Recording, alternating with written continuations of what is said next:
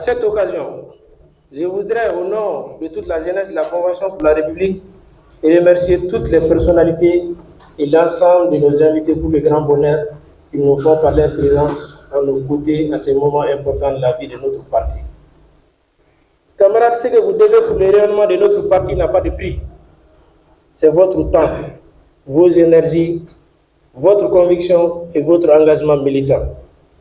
Poursuivez sur cette voie et notre parti se portera mieux. Ce premier congrès est l'occasion pour les militants de discuter de la vie de notre parti en vue de le doter de nouvelles orientations pour son renforcement et d'une nouvelle direction capable de relever les nouveaux défis. C'est aussi le cadre approprié pour parler de la vie de la nation, aujourd'hui ébranlée par une crise multidimensionnelle sans précédent, afin de proposer des pistes de solutions pour son unité et son plein épanouissement. Le présent congrès se tient dans un contexte marqué par l'accentuation des crises sécuritaires, sociopolitiques et institutionnelles qui connaît notre pays et qui les menacent en tant qu'État démocratique. Pour surmonter cette période difficile, l'inclusion, le rassemblement de toutes les forces vives de la nation, l'union sacrée des Maliennes et des Maliens autour des valeurs républicaines et démocratiques sont impératifs. Par votre confiance, j'ai aujourd'hui l'honneur et le privilège d'assurer les charges de président de la jeunesse. Au nom du Bureau des femmes, nos vifs remerciements et notre profonde gratitude à Monsieur le Président du parti pour son soutien constant et son engagement toujours renouvelé à l'endroit des femmes, au fin de leur participation responsable à la vie politique. Ce congrès est un carrefour du donner et du recevoir, au cours duquel les camarades ont l'opportunité d'échanger autour des sujets pertinents de la vie du parti et de confronter ainsi leurs idées et leurs opinions afin de déboucher sur des décisions qui nous permettront d'aller de l'avant.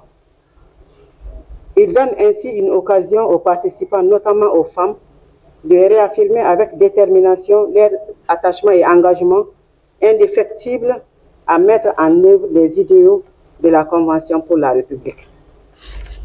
Au-delà de la série d'échanges en termes de partage de connaissances et de retour d'expérience, le présent congrès vise un certain nombre d'avantages qui sont, entre autres, de préparer les femmes et les jeunes à mieux faire face aux défis politiques, de renforcer les capacités des femmes et des jeunes en termes d'argumentation et des techniques de plaidoyer. L'animation au sein des partis politiques constitue à n'en point douter un moyen principal et plus efficace permettant aux femmes de s'engager en politique et d'être élues. En effet, il n'est pas superflu de rappeler que de nos jours, les femmes et les filles ont réalisé des progrès considérables en renversant les barrières et en déconstruisant les stéréotypes, montrant ainsi la voie du progrès vers un monde plus juste. Dans le cadre de son fonctionnement, le Bureau des femmes est confronté à une contrainte liée au manque de moyens, aussi bien humains que matériels, pour assurer l'efficacité et la pérennité de son action. D'autant que les femmes sont très sollicitées physiquement et financièrement dans les activités sociales et familiales. J'ai une immense pensée à l'idée que cette assemblée nous a permis d'avoir un récépissé et cela nous oblige. Donc ce congrès reste un rendez-vous statutaire qui nous oblige. Ce n'est pas un événement comme certains ont cru le comprendre, une conférence thématique, un point de presse, non. C'est une obligation de la loi. Voilà pourquoi on se retrouve ici ce matin. Et je voudrais en même temps dire que il est toujours bon de rappeler ce pourquoi ce jour-là, le 20 mars, on s'est retrouvés. On a fixé un but pour la Convention et l'idée c'était de promouvoir la démocratie sociale. On disait par les moyens d'un sursaut justifié au regard de la situation de notre pays en 2020-2021.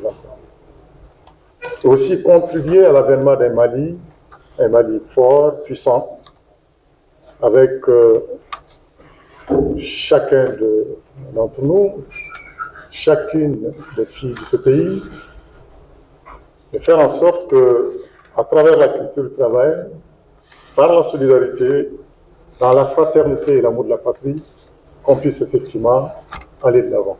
Voilà l'idée première de la Convention pour la République. La République est un grand acte d'audace.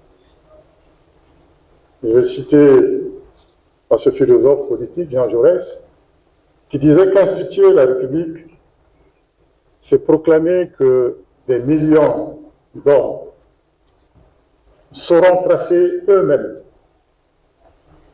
la règle commune de leur action. Que ces millions d'hommes sauront concilier la liberté et la loi. Ils sauront concilier le mouvement et l'ordre. Et qu'ils sauront se combattre sans se déchirer. Et surtout, que leurs divisions n'iront pas jusqu'à une fureur chronique de guerre civile. Le rappeler pour dire une des raisons pour lesquelles on se réunit et pour lesquelles nous avions voulu que des amis, des personnalités qui partagent, nous pensons, certaines valeurs avec nous, qu'on puisse se trouver ici réunis, parce que nous nous réunissons aujourd'hui par devoir, par conviction, à l'idée d'honorer justement, comme je le disais, l'esprit de ce récépissé, en ce qui nous invite au respect strict des dispositions pertinentes d'une loi qui s'appelle la Charte des partis politiques. Tant qu'elle est en vigueur, il faudrait s'y soumettre. Nos convictions sont chevillées aux valeurs de l'humanisme africain, nourries à l'effort qui fonda le lustre des empires sahéliens, j'allais dire. Ces convictions se nourrissent aussi, vous le soupçonnez, de la promesse républicaine d'un monde meilleur, dont le premier souffle est le domaine des libertés. Pourquoi? Nous réaffirmons chaque fois que possible et nécessaire que la liberté est aux citoyens ce qu'est l'indépendance à la souveraineté. Ce qui fait donc de la liberté la condition fondamentale d'une saine contribution du citoyen à la construction nationale, à la vie nationale. Et dans cette veine, je m'en voudrais de ne pas demander aux citoyens, aux militants, d'être encore et encore du nombre des stoïques, car les apostrophes politiciennes sont d'une facilité d'inconcertante à un moment où nombre de nos concitoyens font face à une grande précarité, tandis que d'autres sont totalement démunis au centre, au nord du pays, dans le Sahel occidental, en raison d'une pauvreté étendue, consécutive à une insécurité multiforme. Que toute personne qui a vécu une vie bien remplie et qui a vraiment repoussé les limites aura fait des erreurs, parfois de grandes erreurs. Et nous sommes d'avis avec le jeune Rister, un jeune politique, quand il affirme que l'œuvre, si grandiose soit-elle, n'excuse pas les éventuelles fautes de son auteur. Voilà qui définit la philosophie au cœur de la Convention pour la République. Nous nous réunissons, ça a été dit, en un moment très éprouvant pour notre pays, pour le Sahel, pour l'Afrique, le Moyen-Orient, mais disons aussi pour le reste du monde. Tous affectés ou par le terrorisme et ou par les effets du changement climatique. On aurait dit souvent que la terre se dérobe sous nos pieds.